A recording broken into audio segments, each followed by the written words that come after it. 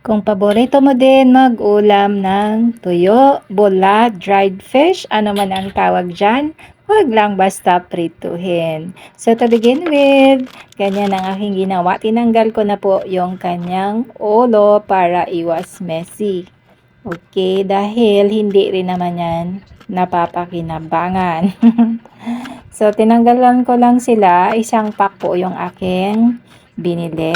Anyway, na matagal na siyang stock sa aking ref. At yan, nag-ready lang ako ng kamatis, sibuyas at luya. Sa isang pan, prituhin lang natin ito. Use oil ang ginamit ko dahil para hindi sayang. Tapon naman natin siya after. At yan, so pagluto na, pwede nating set aside muna. Ayan, so mag-ready lang tayo ng panibagong pan ulit. So malinis ulit, igisa natin ang luya, kamatis at sibuyas hanggang lumabas yung lasa ng aroma ng ating panangkap.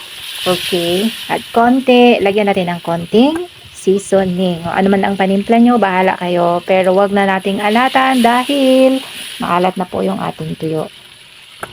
If you're still watching, maraming salamat sa iyong panonood at sa pagkakataong ito, shoutout natin si Madam Ani Mujurada Monterde ng Tagbilaran City, Bohol. Sabi niya, mahirap mag-diet pag masarap talaga ang ulam, which is totoo.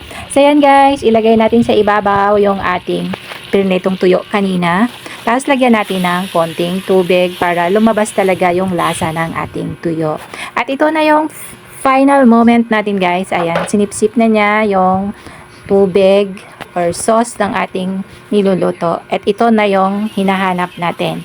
So yeah, thank you for watching and God bless everyone. Sana may natutunan kayo sa simpleng paraan ng paghain ng pagkain sa ating pamilya.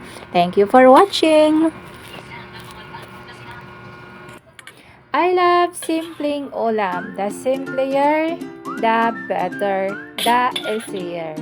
Happy eating mga kamami and happy cooking.